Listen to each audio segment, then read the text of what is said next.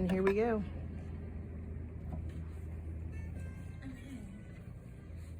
So, hello, Miss M and Nita. Hi, Mr. Johnson.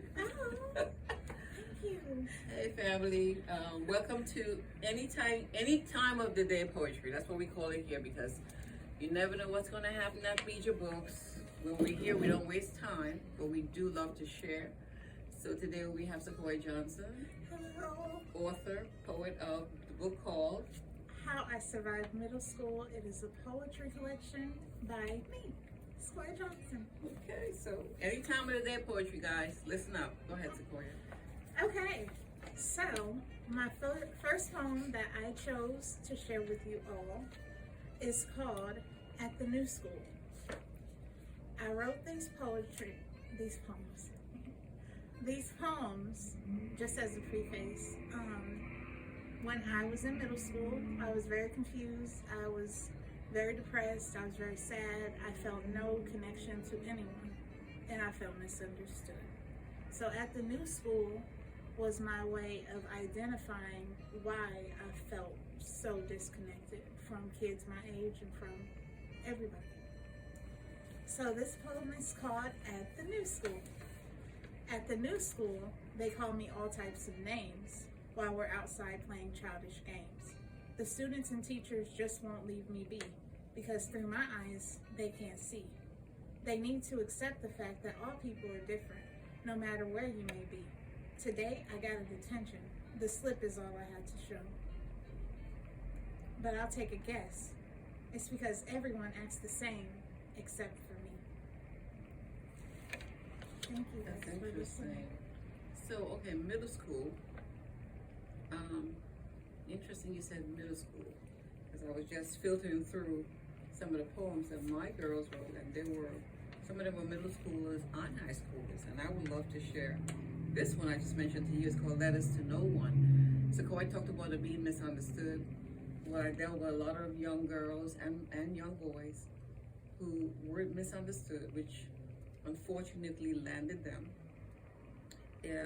at various detention centers, you know, in the Tri-City area. So let me read this one to you guys. I love this one. Okay. Listen. Okay, it's called Letters to No One from one of my girls. She said, I write to no one because no one understands me. Sounds pretty much like you. I stand alone in the world with only conscience to ground me. I stand firm against the wind, but fall weak from no will. I stand alone and tell a story, only to be misunderstood still.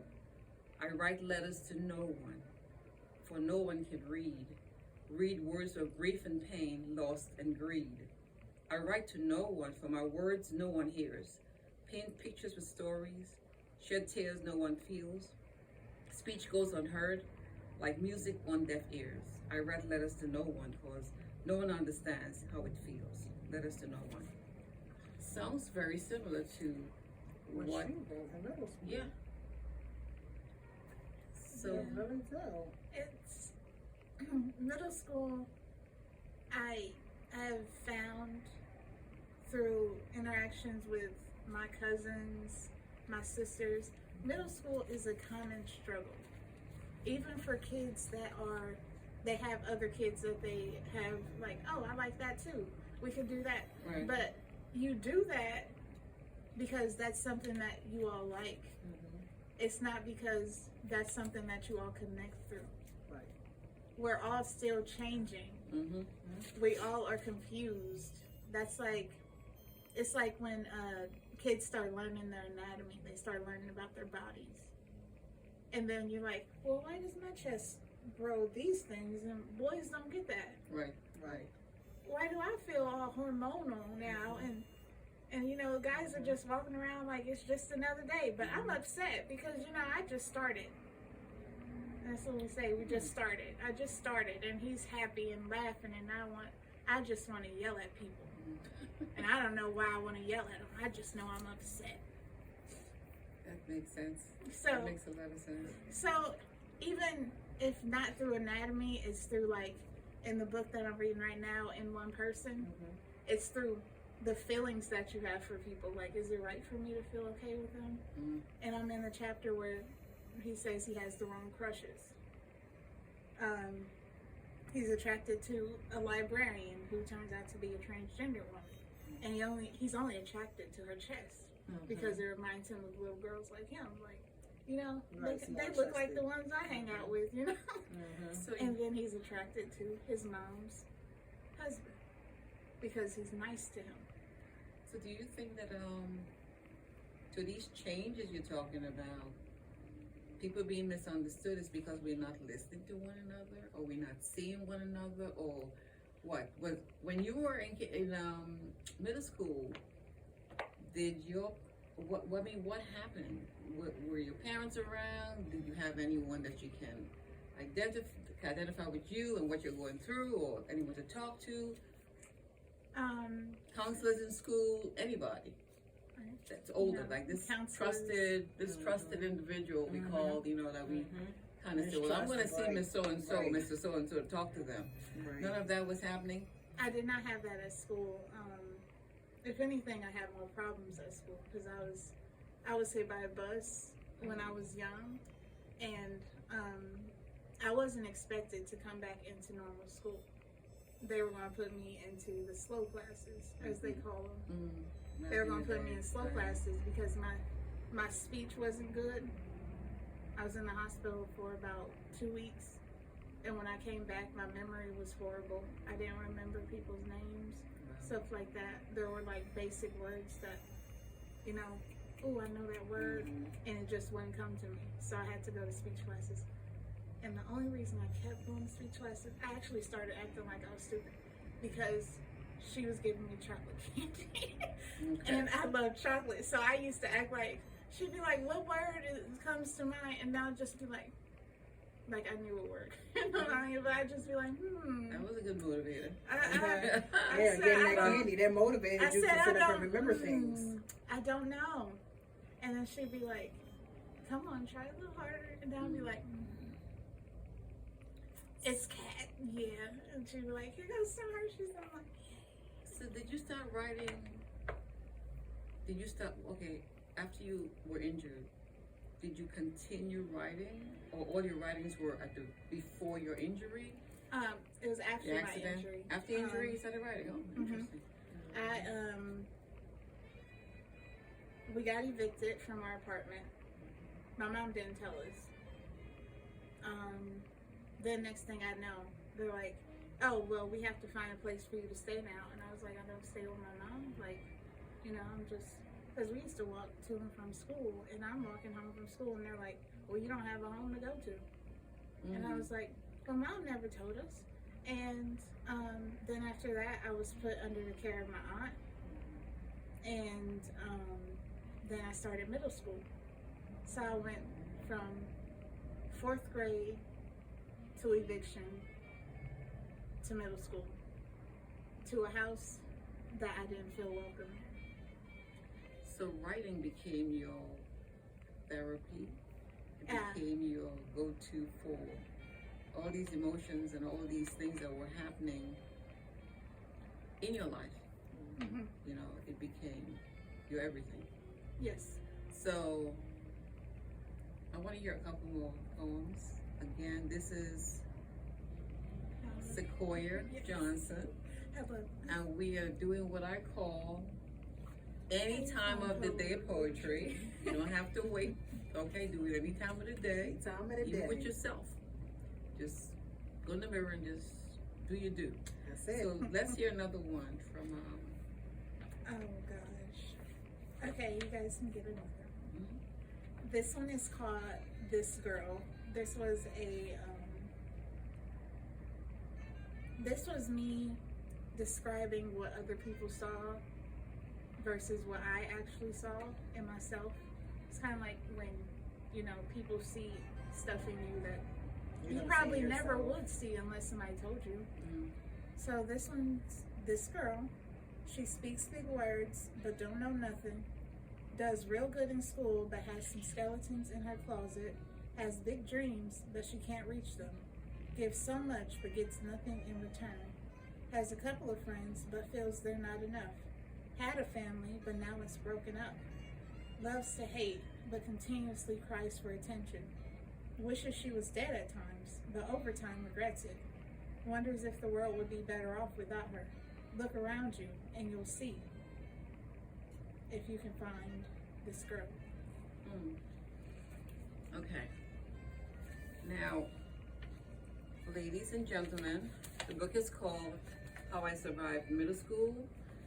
I want to ask you one more question, then we'll come back another time and do another segment of Poetry at any time of the day. She's trying to quiz me. Sometimes I forget. I'm the older one. I wrote it down in the notebook. What advice would you, and you're older now, okay? What advice would you give parents who have middle school children, male, female? What should they be cognizant, or what should they Focus on. Yes, thank you. There's not really anything specifically that you can focus on, honestly. Like, this whole book was me searching for validation, to feel accepted, to feel like somebody finally heard me and was like, oh, like, it's okay for you to feel that way.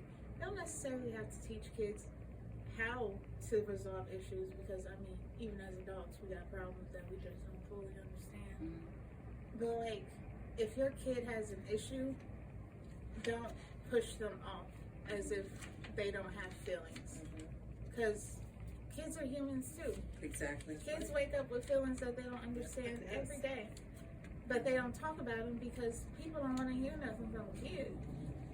It's like, you're not an adult, you don't pay bills here. And it's like, it doesn't really matter if I pay bills here ultimately. Like, I'm still your kid and I still have feelings. And I want to know that those feelings are okay to have. Because a kid in confusion is a kid in depression.